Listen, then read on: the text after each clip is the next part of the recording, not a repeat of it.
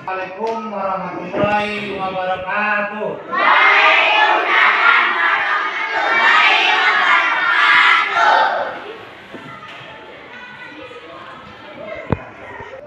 Duduk siap, sudah siap.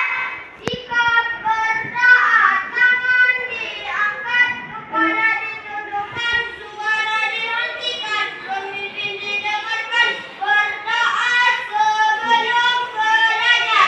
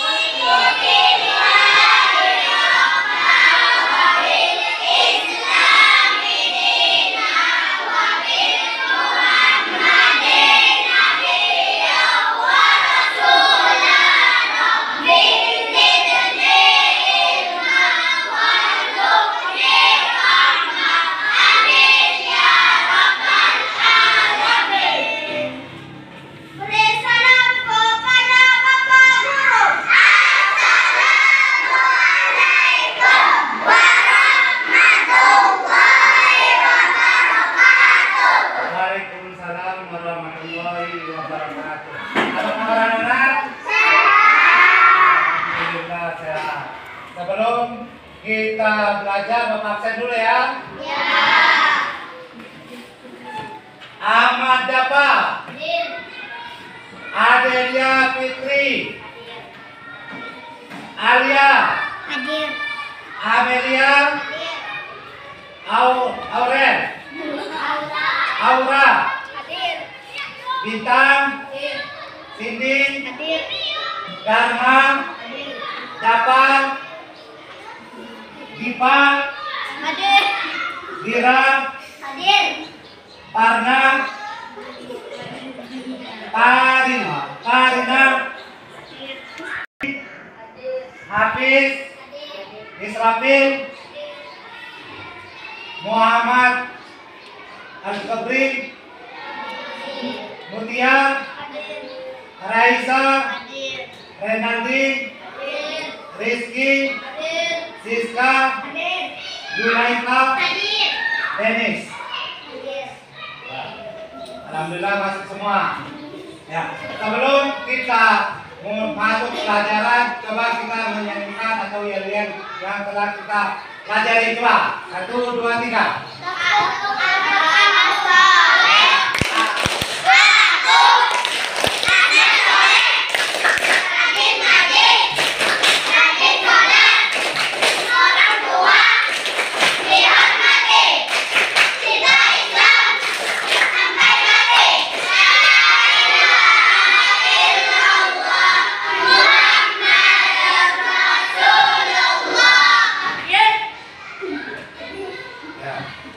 Alhamdulillah, sekarang kita akan belajar tentang keberagaman.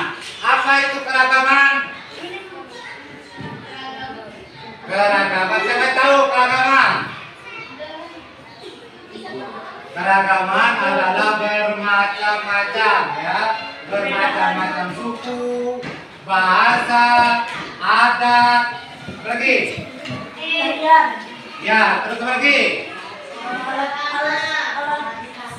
Bahasa, alat tradisional itu adalah keragaman. Di samping bahasa dan adat itu ada agama. Agama itu juga ada macam-macam. Di Indonesia yang diakui itu ada berapa?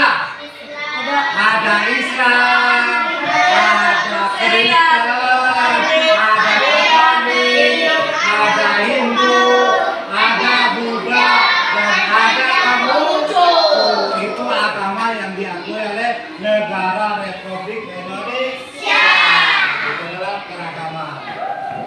Ya. Keragaman ini bermacam-macam. Ada yang profesinya, ada yang jadi petani, ada yang jadi pegawai, ada yang jadi nelayan, ada yang jadi apa lagi? Tentara, polisi, tentara, apa lagi?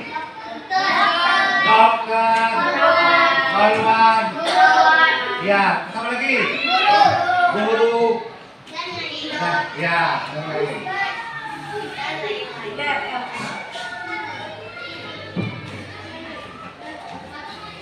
Keragaman ini ada beberapa macam, yaitu penerapannya yaitu di Indonesia di lingkungan keluarga. Ya, jadi keragaman itu ada di lingkungan keluarga. Ada di dalam keluarga itu ada yang penurut, ada yang penyayang, ada yang malas, ada yang rajin. Kalau di rumah, kalau di sekolah. Ada di sekolah apa? Keragamannya ada yang pinter, ada yang baik, ada yang nakal, apa lagi? Ya, ada yang berantem, ada yang makan, ada yang tidur ketika belajar. Itu adalah keragaman. Kalau di sekolah, kalau di tempat kerja apa keragamannya? Enggak, di tempat kerja keragamannya ada yang jadi TU, ada yang jadi guru olahraga, ada yang jadi guru bahasa Lampung, ya, ada Inggris, apa lagi? Agama, ya. Ya, kalau kita melihat video tentang cara pembelajarannya, tentang keragaman. Perhatikan ya. Assalamualaikum warahmatullahi wabarakatuh. Hai adik-adikku yang soleh dan soleha, bagaimana kabarnya? Semoga semuanya tetap sehat dan tetap semangat ya. Sebelum mulai, mari kita berdoa terlebih dahulu. Bismillahirrahmanirrahim. Rabbi zidni ilma warzuqni fahma. Adik-adik, dalam video kali ini kita akan mempelajari tentang keragaman sebagai sunnatullah. Setelah mempelajari materi ini, diharapkan kalian mampu untuk mendeskripsikan keragaman sebagai sunnatullah agar saling mengenal melalui ta'arufu dengan benar. Sebelum dilanjutkan, untuk mendukung channel ini, jangan lupa like. Pernahkah kalian menyaksikan pemandangan seperti tampak dalam gambar ini? Bisakah kalian seperti mereka, saling menghormati dan hidup damai dengan siapapun meskipun berbeda agama? Keragaman suku, bangsa adalah sunnatullah untuk saling mengenal. Kita harus bersikap saling menghargai dan menghormati siapapun meskipun berbeda agama. Indonesia adalah negeri yang majemuk atau beragam, terdiri dari aneka ragam agama, suku, bangsa, warna kulit dengan kekhasannya masing-masing. Saling menghormati dan menghargai adalah modal utama hidup damai. Keragaman adalah kenyataan yang tidak bisa dihindari dan merupakan sunnatullah.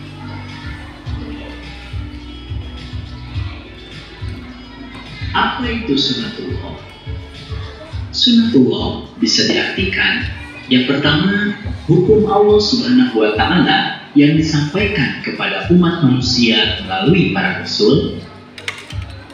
Atau sunnatullah bisa juga diartikan undang-undang keagamaan yang diterapkan oleh Allah Subhanahu wa Ta'ala yang termaktub di dalam Al-Quran. Atau sunnatullah bisa diartikan juga hukum alam, baik itu kejadian, dan sebagainya yang berjalan secara tetap dan otomatis. Nah, keragaman merupakan sunnatullah ini karena keragaman sudah ditetapkan secara otomatis. Tidak mungkin ada yang dapat menyeragamkan semua makhluk hidup di dunia ini, kecuali Allah Subhanahu wa Ta'ala. Pertanyaannya, untuk apa Allah menjadikan manusia beraneka ragam? Tujuannya adalah agar saling mengenal, sehingga menghasilkan hubungan yang harmonis, kerjasama, serta saling mendukung. Sebagaimana telah dijelaskan dalam Quran Surat Al-Hujurat ayat 13. Oleh karena itu, marilah kita mengenal karakteristik agama-agama yang ada di Indonesia melalui tabel berikut ini.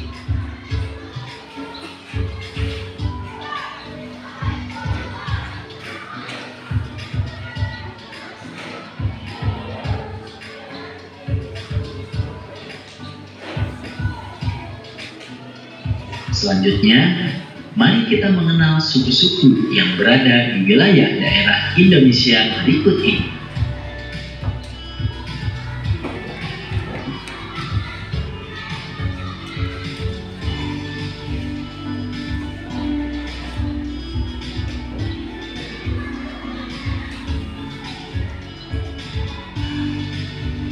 Selanjutnya, kita juga perlu mengenal bangsa-bangsa di dunia yang sebagiannya juga berada di Indonesia.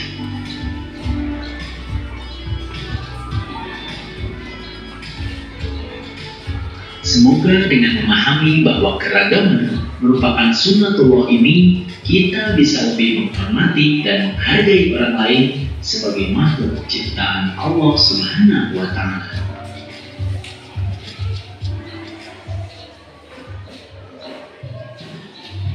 Alhamdulillahirrahmanirrahim. Materinya sudah selesai. Jangan lupa untuk like dan subscribe channel ini ya. Ya, apa isi dari materi ini? Apa aja? Sunnatullah dan terus keragaman. Kita bahas dulu tentang keragaman tadi, yaitu ada suku, terus apa lagi? Agama dan bahasa. Ya. Di Indonesia ini banyak sekali suku yang ada di Indonesia ini, sekitar 340 suku di Indonesia. Di Indonesia ini dari Sabang sampai Merauke itu sukunya 1340, ya, itu.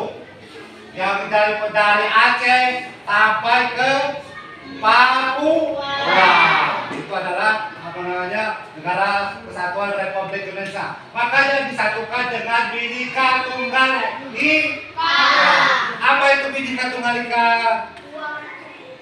Ya, Bhinneka Tunggal Ika berbeda-beda tetapi satu jua, yaitu artinya walaupun beda suku, beda bahasa, beda adat istiadat, beda lagi, beda agama, ya beda warna kulit, apa lagi?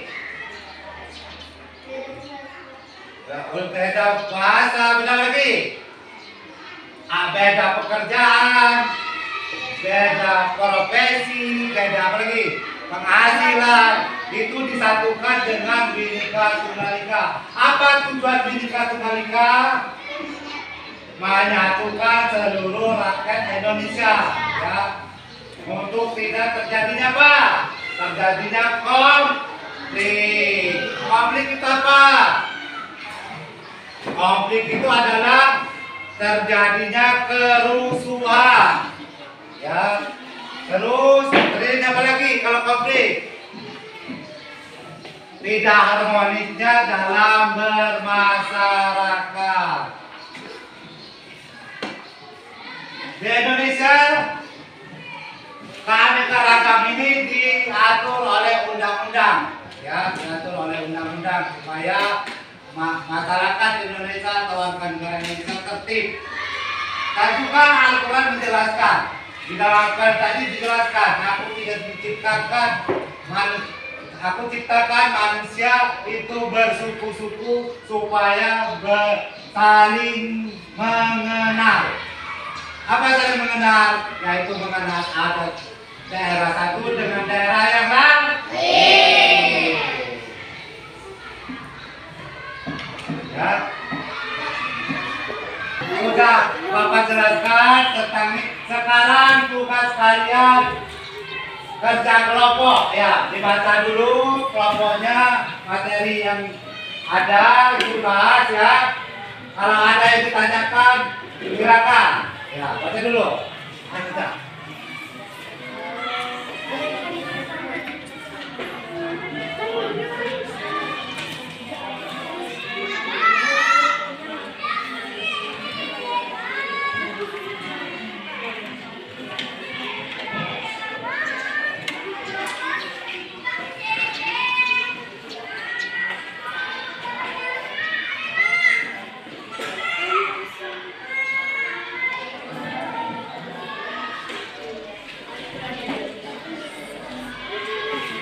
Ya, sekarang coba kelompok satu menjelaskan materinya. Coba dibaca, salah satu perwakilannya. Ya, dibaca. Perwakilannya, ya dibaca dulu materinya. Ya, ya. Kasih suaranya, supaya. Pengertian keberagaman apabila membahas mengenai keberagaman pasti tentu nyatanya tidak akan jauh dari kehidupan ini. Ini keberagaman masyarakat Indonesia itu sendiri dia apakah dan umat menyadari bahwa masyarakat Indonesia ini memiliki keberagaman mulai dari ras, suku, agama, hingga bahasa yang digunakan. Keberagaman itu juga yang menjadikan lambang negara ini, yakni Garuda Pancasila mempunyai simbolnya. Keberagaman adalah suatu manusia terdapat bermacam-macam perbedaan yang dimiliki oleh setiap individu di tengah kehidupan bermasyarakat. Perbedaan tersebut tidak hanya sekadar pada gender saja, tetapi juga dalam berbagai bidang. Lalu sebenarnya apa sih definisi dari keberagaman itu? Apa saja unsur yang membentuk keberagaman dalam kehidupan masyarakat Indonesia ini? Bagaimana pula bentuk nyata dari keberagaman masyarakat Indonesia hingga akhirnya memiliki semboyan negara demikian? Contoh nyata keberagaman yang dapat ditemui dalam kehidupan ini misalnya di dalam suatu kelas terdapat anak dengan latar belakang agama berbeda-beda. Misalnya ada yang beragama Protestan, Katolik, Islam, Buddha, Hindu, hingga Konghucu. Di dalam suatu rapat pertemuan RT terdapat kepala keluarga sebagai perwakilan keluarganya yang memiliki latar belakang suku berbeda-beda, misalnya suku Jawa, suku Dayak, suku Sunda, dan lain-lain. Di dalam suatu organisasi terdapat anggota yang masing-masing memiliki pola pemikiran berbeda-beda yang disebabkan oleh perbedaan latar belakang. Pendidikan dan lingkungan apa saja faktor penyebab terjadinya keberagaman di Indonesia? 1. Letak geografis. Letak geografis ini berkaitan dengan kondisi negara kepulauan yang berjumlah sekitar 17.000 dan setiap pulau memiliki suku bangsa berbeda-beda. Hal tersebut juga menjadikan Indonesia memiliki letak yang strategis sehingga tak jarang pula dijadikan WNA, warga negara asing, untuk memohon naturalisasi sebagai WNI, warga negara Indonesia.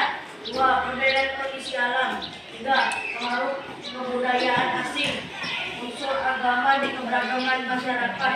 1. Ras dan suku bangsa.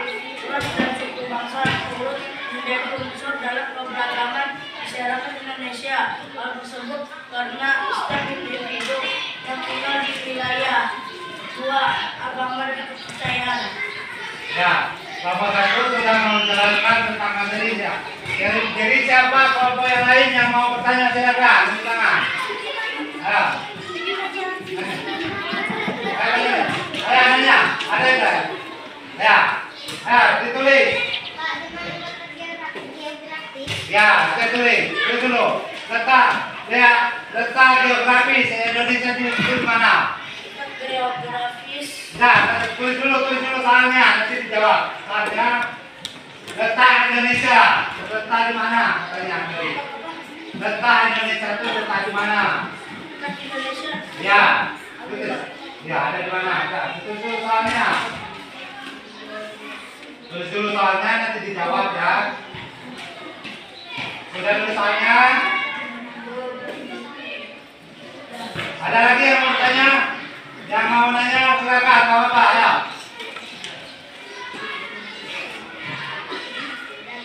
Ayo, coba. Sambil menunggu kawan yang lain mau bertanya, silakan dijawab dulu. Indonesia ada di mana?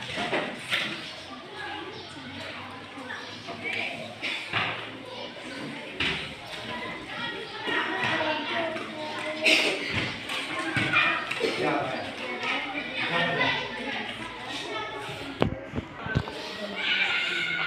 Indonesia terletak di dua benua Australia dan benua Asia. Ya, terus. Benua Samudra, benua Pasifik dan Samudra India. Ya, itu jawaban. Ya, dan Bapak tambahkan. Indonesia ini sangat strategis, baik itu dari Eropa maupun dari Timur Tengah, dari Australia. Karena Asia ini adalah terletak di dua benua dan dua samudra. Ya, mereka datang ke Indonesia ini untuk pertama berdagang. Ya, berdagang. Setelah itu dia menyebarkan agama, yaitu agama Islam. Agama Islam ini awalnya dari Arab Timur Tengah, karena letak Indonesia ini strategis. Tujuan pertama bangsa Arab itu berdagang, dan kedua kali menyebarkan agama Islam. Ya, terus Indonesia ini banyak sekali pulau-pulaunya. Ya, ada Pulau Sumatera, ada Pulau Jawa, ada Pulau Kalimantan, ada Pulau Sulawesi, ada Pulau Irian Jaya, ada Pulau Sumatera. Ya, jadi bangsa-bangsa yang ada di dunia ini, di Eropa, dari timur Asia maupun Arab, itu berdatangan. Pertama Indonesia.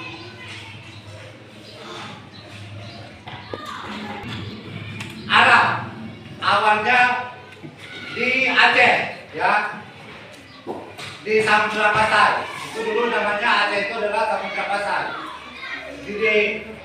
Disebarkan oleh orang Arab dengan cara apa? Pertama dengan cara berdagang, yang kedua bercocok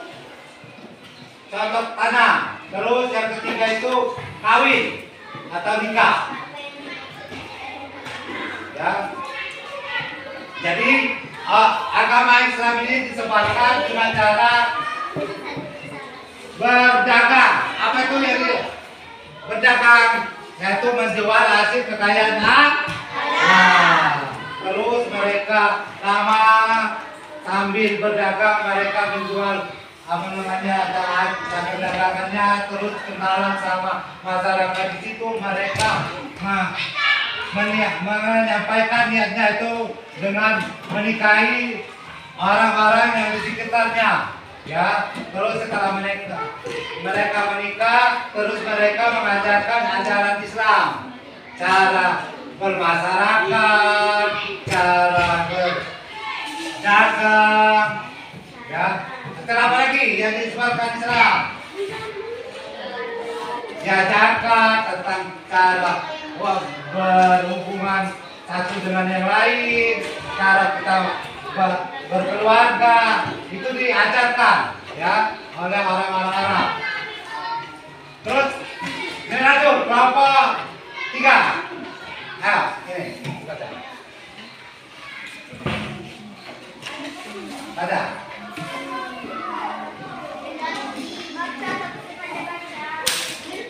Ya.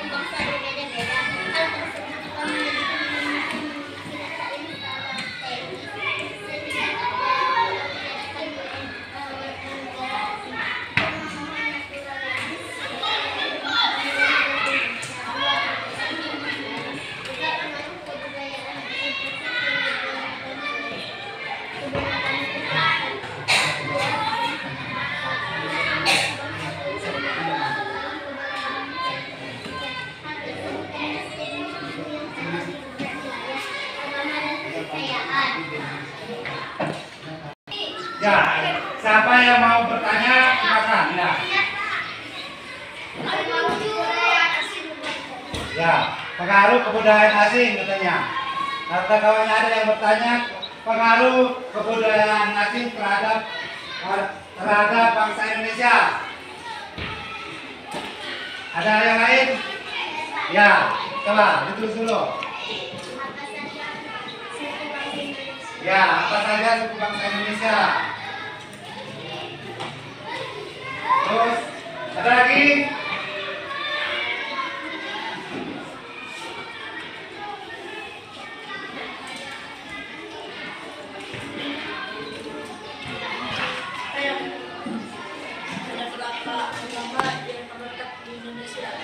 Ada berapa agama yang ada di Indonesia?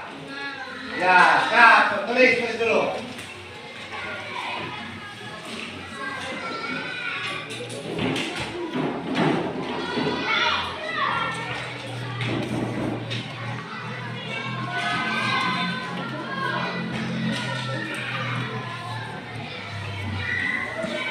Adik, ada lagi? Ya, dijawab dulu. Kalau tidak ada, dijawab dulu pertanyaannya. Ayo, jawab. Ya. Kasih suaranya supaya kawan-kawannya tidak ini.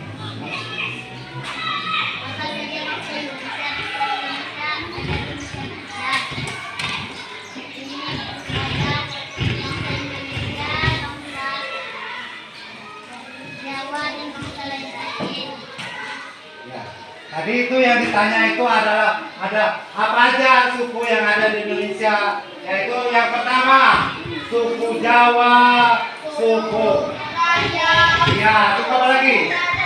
Suku Sunda, suku Lampung, suku Palembang, banyak, suku Bugis, apa lagi?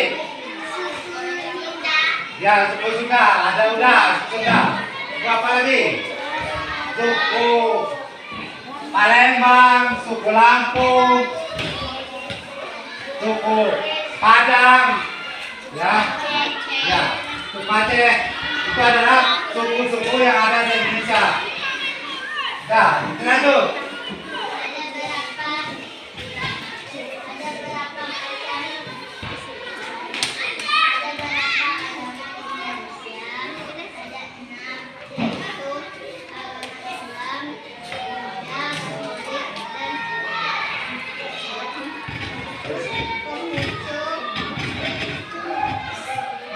Ya, negara Indonesia ini sebenarnya banyak sekali agama.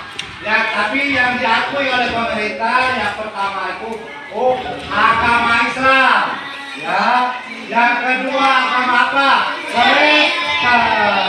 Yang ketiga Katolik. Yang keempat Buddha. Yang kelima Hindu. Yang keenam Konghucu. Itulah agama yang ada di Indonesia, ya. Tuh. Agar agama itu toleransi, makanya pemerintah itu membungkusnya dengan Bhinneka Tunggal Ika, ya, membungkusnya dengan Bhinneka Tunggal Ika. Apa tujuannya? Yaitu tidak terjadinya konflik antara agama, yaitu Islam dengan Kristen, Kristen dengan Buddha, Buddha dengan Hindu, Konghucu dengan Islam, itu supaya tidak terjadinya konflik. Ya. Ada lagi? Coba dilanjutkan kelompok yang lain. Ya. Ya. Ayo baca. Nyatanya tidak akan jauh dari kehidupan, yakni keberadaan negara Indonesia itu sendiri. Yang pertama dari bahwa masyarakat itu sendiri memiliki keberagaman. Berhasil suaranya. Suaranya berhasil.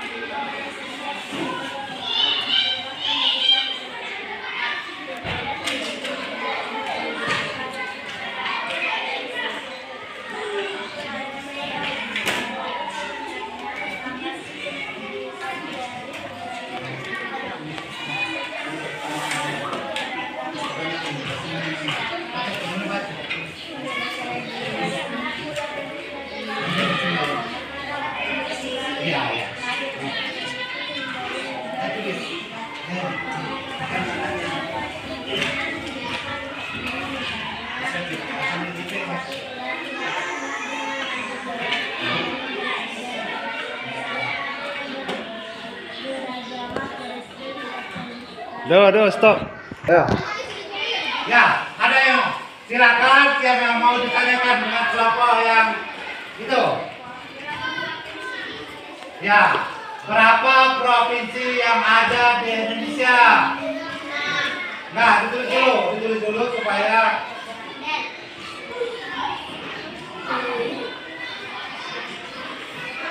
ya. Berapa ya provinsi yang ada di Indonesia katanya? Ya. Terus ada lagi yang bertanya nggak?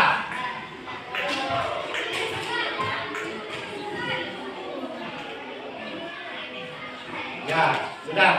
Kalau dijawab. Kalau tidak ada yang mau bertanya lagi, silakan dijawab. Provinsi yang ada di Indonesia itu ada berapa? Hah? 36 apa 34? 3N? Ya, jadi provinsi di Indonesia itu banyak. Pertama tahun sebelum pemerintahan Jokowi ini ada 34 provinsi, tetapi sekarang itu sudah dibekalkan lagi menjadi 36 ya. Yaitu dari Sabang sampai Merauke, yaitu 36 provinsi ya. Apa tujuan dari pembentukan? Sekarang itu materinya sudah selesai. Sekarang kita mengerjakan soal ya, dikerjakan soalnya. Soalnya diisi.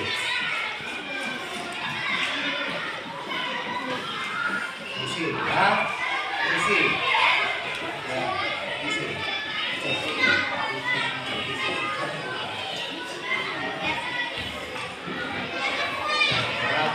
Isi ya.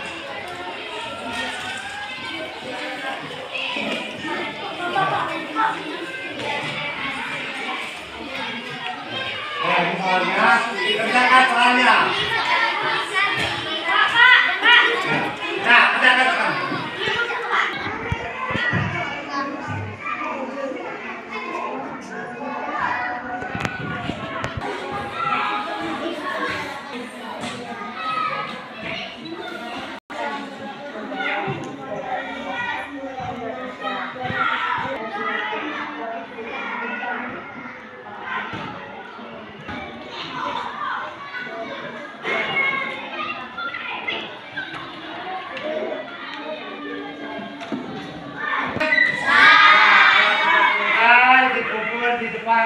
Di depan. Ya.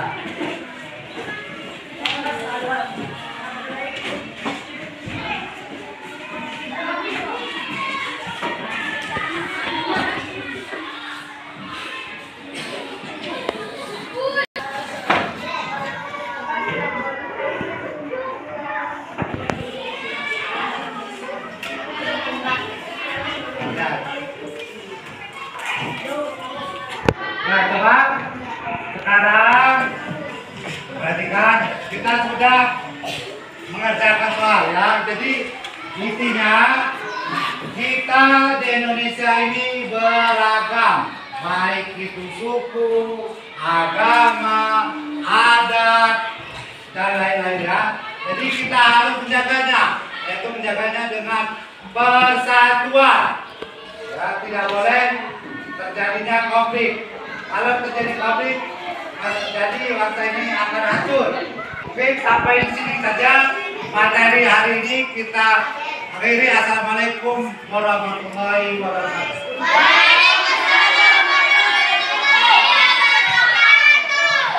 Ayo, sebelum kita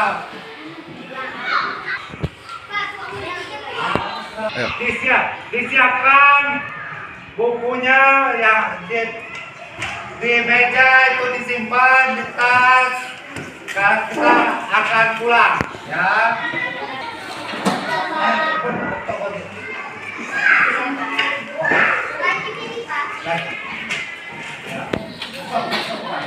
Sekarang kita tutup pelajaran pagi hari ini dengan berdoa ya.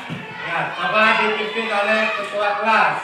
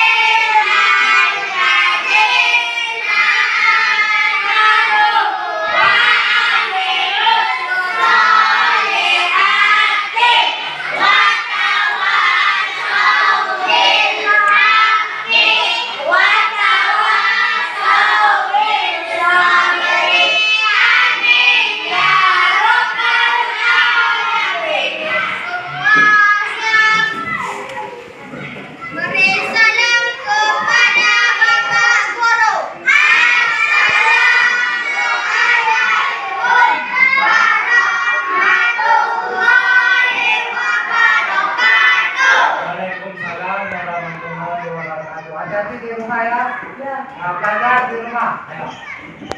Ya, dari sini.